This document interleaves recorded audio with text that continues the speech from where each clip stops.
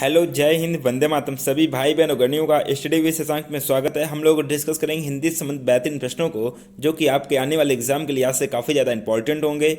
आप किसी भी एग्जाम की तैयारी कर रहे हैं। चलिए, क्लास स्टार्ट करने से पहले आपसे कहना चाहूँगा, जो भाई बहन गणी क्लास से फर्स्ट पहली बार जुड़े हैं, अगर अभी तक क्लास को या चैनल को सब्सक्राइब ना किया और सब्सक्राइब कर लें, शेयर कर दें तथा क्लास को अपने लाइक कर दें। चलिए स्टार्ट करते हैं आज की अपनी क्लास को। पहला प्रश्न आपके सामने है, नियमित शब्द का पर्याय है। पर्याय का मतलब होता है पर्यायवाची शब्द या समानार्थी शब्द। कौन सा है? कमेंट बॉक्स में आंसर देना सभी स्टूडेंट को।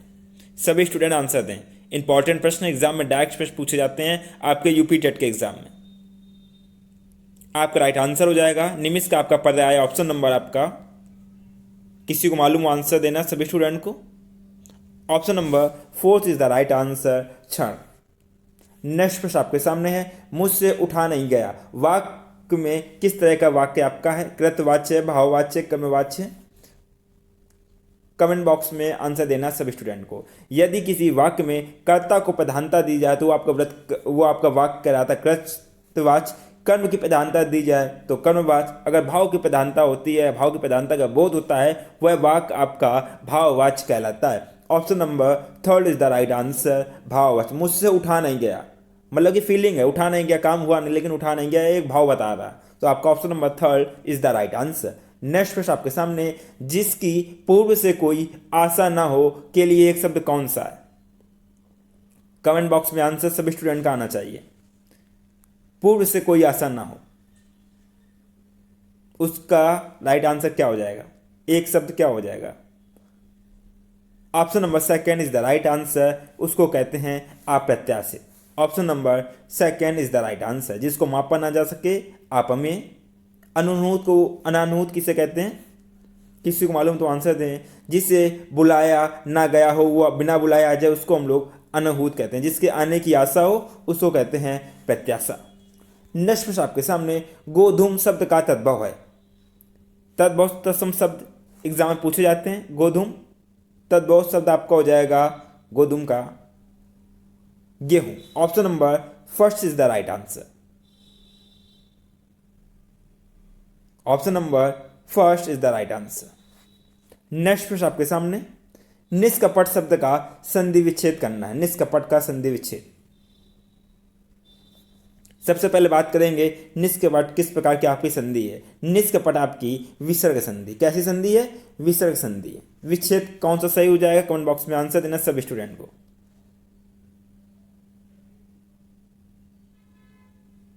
निष्कपट में आपकी सही संधि विच्छेद हो जाएगी नि प्लस कपट, आपका निष्कपट। विसर्ग से पहले आपका ई आए या ऊ आए और बाद में आपका का, खा, का आ जाए, आपका खा आ जाए, टा, ठा, पा, फा। अगर ये शब्द आते हैं तो उससे कोई भी वर्ण आता है तो विसर्ग का आपका क्या हो जाता है? सा हो जाता है, सा। आपका option number 1 is the right answer, निष्कपट, जो कि आपका हुआ है। नेक्स्ट प्रश्न आपके सामने, निम्न में से किस शब्द की वर्तनी सही है? वर्तनी किसकी सही है? कमेंट बॉक्स में आंसर देना सभी स्टूडेंट को।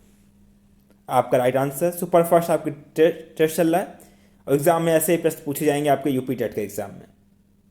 यूपी टेट हो, सी टेट हो, एमपी टेट हो, कोई भी एग्जाम हो आपका। Option number 2 is the right answer, अनुग्रही। नेक्स्ट प्रश्न आपके सामने, अपेक्षा का विशेषण रूप क्या है? अपेक्षा। अपेक्षा का विशेषण रूप हो जाएगा आपका अपेक्षित। क्या हो जाएगा? अपेक्षित। विशेषता बताएगा अपेक्षित, आवश्यक या चाहा हुआ। Option number 4 is the right answer. Next प्रश्न आपके सामने, सा ध्वनि का उच्चारण स्थान क्या है? कमेंट बॉक्स में आंसर दें सभी स्टूडेंट। जो भाई बहन अगर नहीं फर्स्ट टाइम क्लास से जुड़े हैं, अगर अभी तक चैनल को सब्सक्राइब ना किया, चैनल को सब्सक्राइब कर लें तथा बेल आइकन प्रेस कर दें, क्योंकि स्टडी विद शशांक में बात होती है आपके सिलेक्शन की, बात होती है एक सरकारी सीट पक्की करने की। सा का उच्चारण स्थान आपका क्या होगा? सा का उच्चारण स्थान आपका ताल्लब होता है, ताल्लब। Option number 3 is the right answer. ये आपका जो सा है ये किस में आता है? ऊष्म व्यंजन में आता है। नेक्स्ट प्रश्न आपके सामने है, अत्यंत शब्द का प्रयुक्त उपसर्ग है।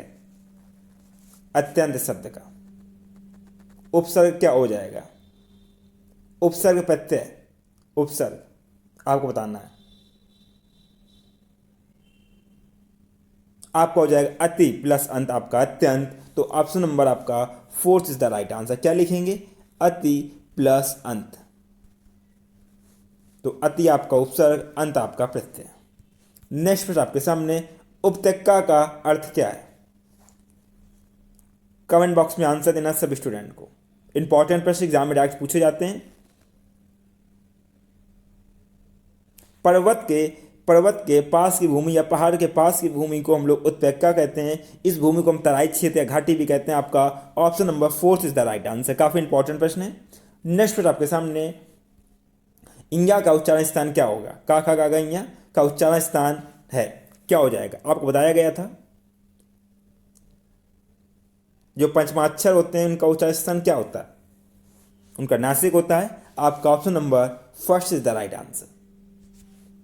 नेक्स्ट प्रश्न आपके सामने, 4 गज मलमल में कौन सा विशेषण है? 4 विशेषण की हम लोग ने बात की थी, जिसमें क्रम आता है, संख्या आती है, वो क्या कौन से विशेषण आपके कहलाते हैं?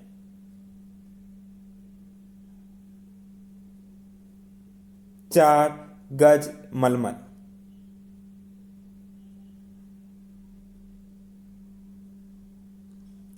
तो 4 गज मलमल तो विशेषता बता रहा, तो आपका हो जाएगा ऑप्शन नंबर आपका, कमेंट बॉक्स में सभी स्टूडेंट का आंसर आना चाहिए। परिमाण बोधक विशेषण, 4 गज परिणाम बता रहा मलमल का, तो आपका option number third is the right answer. संज्ञा सर्वनाम की जो विशेषता बताते हैं वो शब्द आपके विशेषण कहलाते हैं। नेक्स्ट प्रश्न आपके सामने, शीश का तत्सम रूप क्या है? शीश का, शीश में क्या होता है? शीश। आपका option number second is the right answer. Next प्रश्न आपके सामने, चौराहा शब्द में समास है। चौराहा शब्द में समास है, कौन सा शब्द का समास, कौन सा समास का प्रयोग हुआ है? कमेंट बॉक्स में आंसर देना सब स्टूडेंट को। 4 राहों का समूह तो आपका चौराहा कहलाता है, और इसमें संख्यावाचक होता है तो आपका द्विगु समास कहलाता है। आपका option number third is the right answer. Next प्रश्न आपके सामने है, आंख की किरकिरी होने का अर्थ है।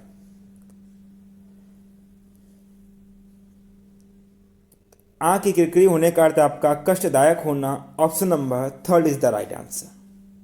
Option number third. नेक्स्ट प्रश्न आपके सामने, निम्नलिखित में से मौखिक अभिव्यक्ति का रूप कौन सा हो जाएगा? मौखिक की बात हो रही,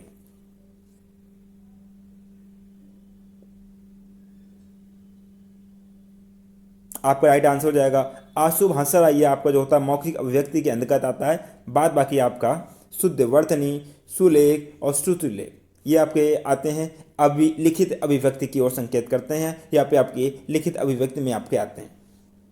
नेक्स्ट प्रश्न आपके सामने, हिंदी भाषा में कितनी बोलियां हैं?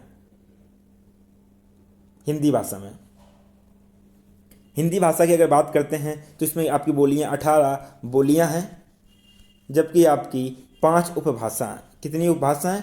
5 उपभाषाएं। नेक्स्ट प्रश्न आपके सामने, भारतेंदु युग में निकलने वाली पत्रिका युग में है आपकी कौन सी? भारतेंदु युग की बात हो रही। भारतेंदु युग में आपकी पत्रिका निकली थी Kavi Vachan Sudha. Option number first is the right answer. Kavi Vachan सुधा यह कब निकली थी? आपकी 15 अगस्त 1867।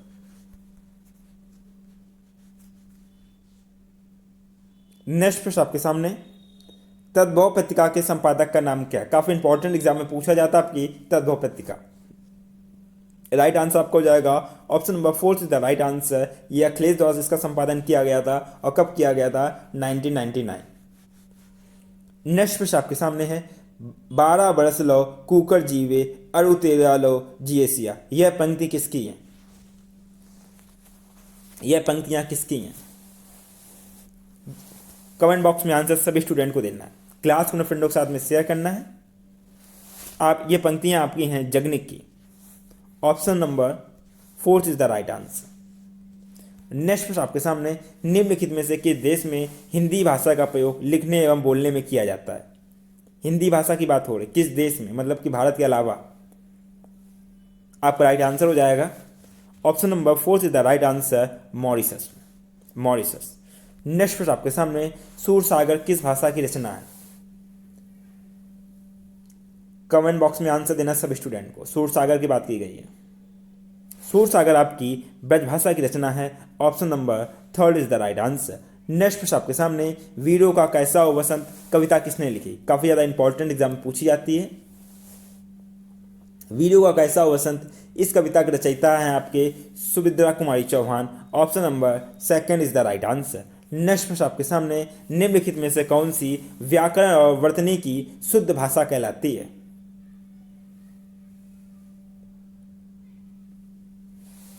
आपका राइट आंसर हो जाएगा, वो कौन सी भाषा कहलाती है? आपकी मानक भाषा। Option number fourth is the right answer. Next प्रश्न आपके सामने, निम्नलिखित में से कौन सा रासो आला कांड के नाम से प्रसिद्ध है?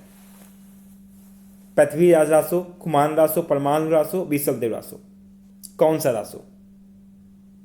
आपका राइट आंसर हो जाएगा option number third is the right answer, परमाणु रासो। इसको किसने लिखा? जगन्निक ने।